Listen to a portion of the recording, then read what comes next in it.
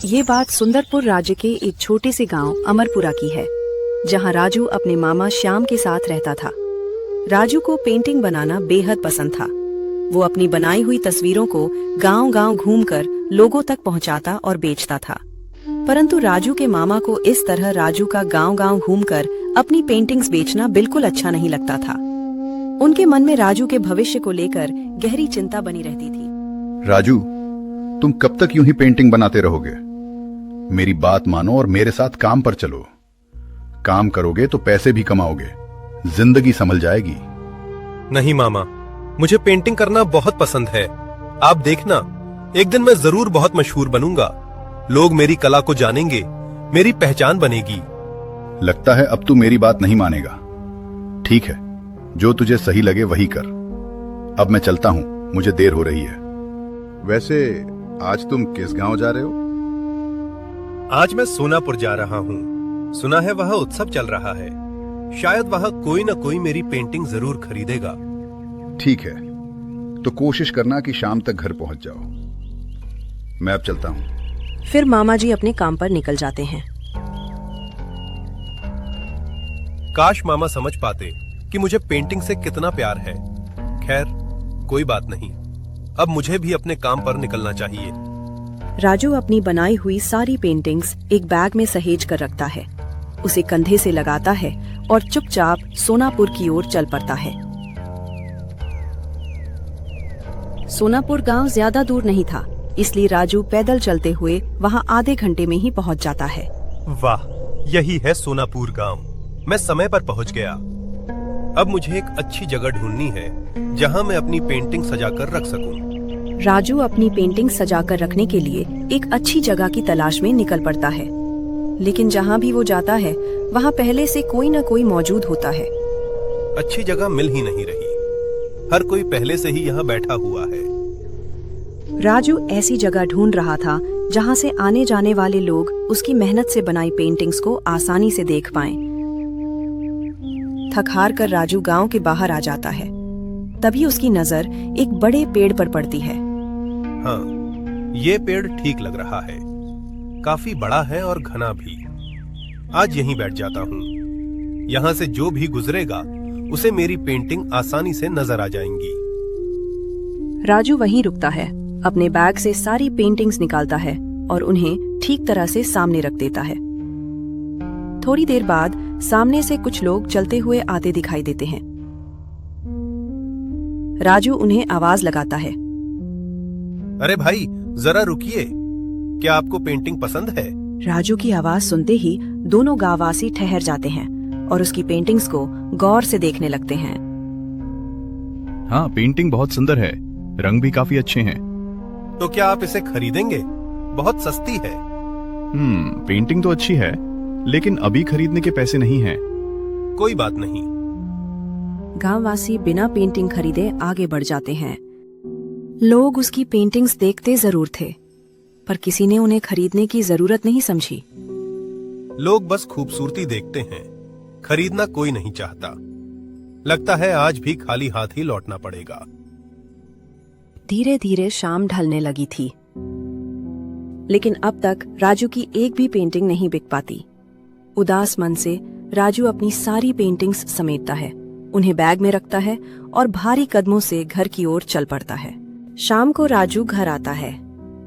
राजू का थका हुआ और उदास चेहरा देखकर मामा उससे पूछते हैं, राजू, आज कुछ कमाई हुई? नहीं मामा। देखो राजू, मेरी बात मानो बेटा, ये सब अब छोड़ दो। हर रोज तुम्हें यूं टूटते देख मेरा दिल नहीं मानता। मामा, मैं सोने जा रहा हूँ, कल बात करेंगे। अरे राजू, खाना तो खा ले। राजू नाराजगी से कहता है, मुझे भूख नहीं है मामा, आप खा लो। फिर राजू बिना खाना खाए सोने चला जाता है।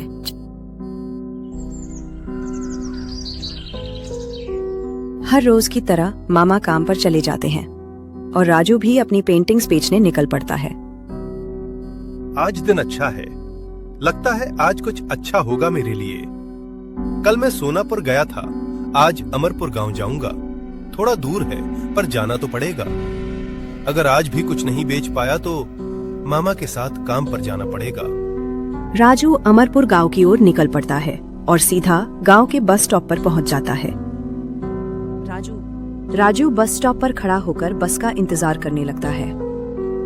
काफी देर हो चुकी थी पर अमरपुर की बस अभी तक नहीं आई थी। राजू सड़क को घूरते रह जाता है।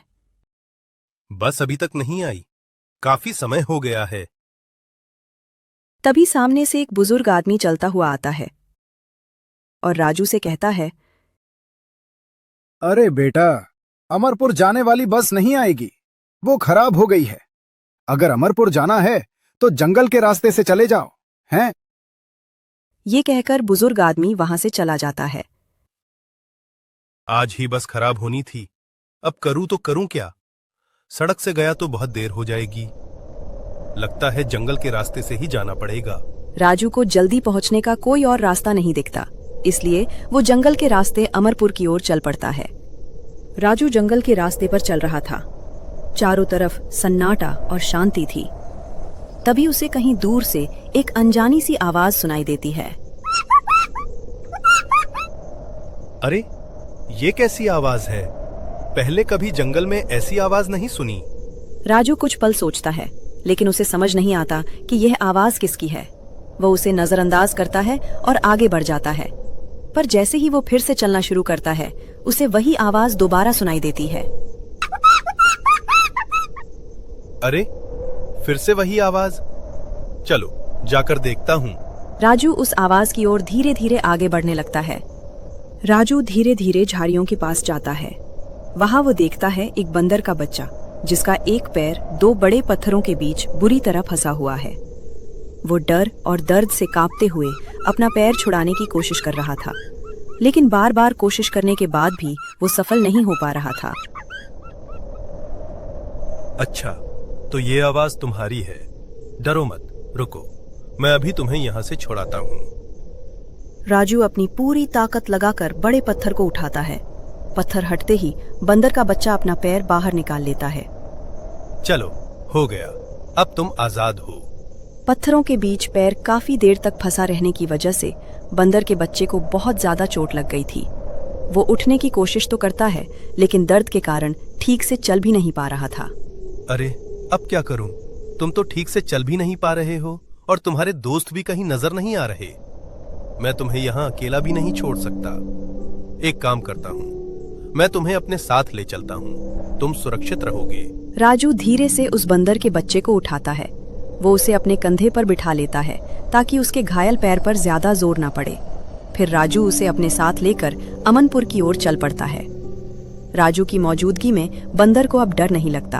वो खुद को सुरक्षित महसूस करता है और राजू के साथ आगे के सफर पर निकल पड़ता है। राजू बंदर के साथ अमरपुर पहुंच जाता है। चलो, आखिरकार पहुंच ही गए। राजू के कंधे पर बंदर को देखकर अमरपुर के सभी लोग हैरान रह जाते हैं। हर बार की तरह राजू बड़े पेड़ की छांव में बैठकर अपनी रंग बिरंगी पेंटिंग सजा देता है और राह चलते लोगों को बुलाने लगता है। आइए भैया, आइए, सुंदर सुंदर पेंटिंग्स हैं, जरूर देखिए। लेकिन इस बार वो अकेला नहीं था, उसके साथ एक छोटा दोस्त भी था। राजू बंदर को अपने बगल में बैठा देता है। बंदर, अब तुम यहाँ आराम से बैठो और मुझे मेरा काम करने दो, ठीक है? छोटा सा बंदर इधर उधर नजर दौड़ाता है, मानो नई दुनिया को समझने की कोशिश कर रहा हो। राह चलते लोग रुकने लगते हैं। कोई मुस्कुराता है तो कोई हैरानी से राजू और उसके छोटे दोस्त को देखने लगता है। धीरे धीरे लोगों की भीड़ बढ़ने लगती है। सबसे पहले सब उस छोटे बंदर को देखने आते हैं। बंदर को देखते देखते उनकी नजरें राजू की पेंटिंग्स पर भी पड़ती हैं। कोई रंगों की तारीफ करता है तो कोई गांव और जंगल की तस्वीरें पसंद करने लगता है। देखते ही देखते लोग पेंटिंग्स खरीदने लगते हैं। बंदर की वजह से आज राजू की एक भी पेंटिंग नहीं बचती, उसकी सारी पेंटिंग्स बिक जाती हैं। अरे वाह रे बंदर, तेरी वजह से मेरी सारी पेंटिंग्स बिक गईं। मैं तुम्हारा शुक्रिया कैसे करूं समझ ही नहीं आ रहा। आज मैं तुमसे एक वादा करता हूं, जब तक तुम पूरी तरह ठीक नहीं हो जाते, मैं तुम्हारा पूरा ख्याल रखूंगा। आज बहुत से लोग राजू की पेंटिंग खरीद लेते हैं। खुश होकर राजू अपने छोटे दोस्त बंदर को साथ लेता है और ढलती शाम से पहले ही जल्दी जल्दी घर की ओर चल पड़ता है। जैसे ही राजू घर पहुंचता है, मामा उसे देखकर चौंक जाते हैं। और फिर उनकी नजर उसके कंधे पर बैठे बंदर पर पड़ती है। अरे राजू, आज तो बड़ी जल्दी आ गया। अरे ये क्या, ये बंदर तुम्हें कहाँ मिला? राजू सब बात शांति से बता देता है। अच्छा किया बेटा जो इसे घर ले आया। देख बेचारा कितना घायल लग रहा है। अब जब ले आए हो तो इसका पूरा ख्याल तुम्हें ही रखना होगा, समझे? राजू बड़े प्यार से बंदर के घायल पैर पर दवा लगाता है, फिर अपनी थैली से कुछ फल निकालकर उसे खाने को देता है। रात होते ही छोटा बंदर थककर राजू के पास सिमट जाता है और मीठी नींद में खो जाता है। राजू उसे प्यार से देखता है, फिर मुस्कुराते हुए उसके बिल्कुल पास लेट जाता है। अगले दिन से राजू जहां भी अपनी पेंटिंग बेचने जाता, वो छोटे बंदर को कभी अकेला नहीं छोड़ता। धूप हो या थकान, दोनों हर सफर साथ तय करते। धीरे धीरे ये साथ सिर्फ आदत नहीं बल्कि एक गहरा रिश्ता बन गया। बंदर को राजू में अपना परिवार दिखने लगा और राजू को बंदर में वो दोस्त मिला जो बिना बोले भी सब समझ लेता था। वक्त के साथ उनकी दोस्ती इतनी गहरी हो गई कि अब एक के बिना दूसरे की कल्पना भी अधूरी लगने लगी। एक दिन राजू और बंदर गांव में घूम रहे थे, तभी पास खड़े एक आदमी की नजर राजू के कंधे पर बैठे बंदर पर पड़ जाती है।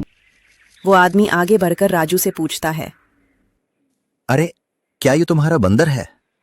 हाँ, ये मेरा दोस्त है। ओ अच्छा, दोस्त है तुम्हारा। क्या नाम है इसका? नाम पूछते ही राजू खामोश हो गया और बिना कुछ कहे घर की ओर चल पड़ा।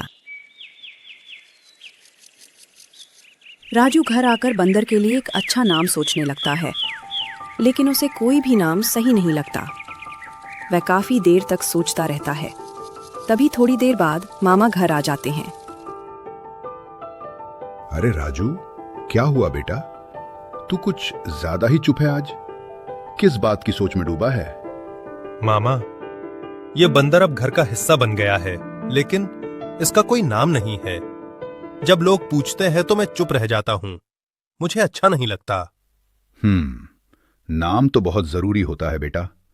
नाम से ही अपनापन बनता है। तो फिर क्या नाम सोच रहा है तू? कोई ऐसा नाम जो इसे अपना सा लगे, जो इसे अच्छा लगे। राजू, जब तू छोटा था ना, मैं तुझे प्यार से टिंकू कहकर बुलाता था। तू तब भी बहुत मासूम था और आज भी दिल से वैसा ही है। टिंकू, मामा, ये नाम इस पर बिल्कुल ठीक बैठता है। तो आज से इसका नाम टिंकू। नाम सुनते ही टिंकू खुशी से उछलने लगता है। यूं ही एक महीना बीत गया। राजू और टिंकू अब हमेशा साथ रहते थे। दोनों मिलकर पेंटिंग बनाते और शाम को उन्हें बेचने निकल जाते। यही उनकी रोज की जिंदगी बन गई थी। उनकी कला की चर्चा अब हर गांव में फैल चुकी थी। लोग राजू को प्यार से बंदर वाला कलाकार कहकर बुलाने लगे थे।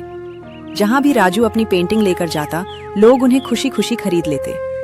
गांव-गांव घूमते हुए, अपनी कला से लोगों का दिल जीतते हुए, राजू अब अपनी पेंटिंग बेचकर अच्छे खासे पैसे कमाने लगा था।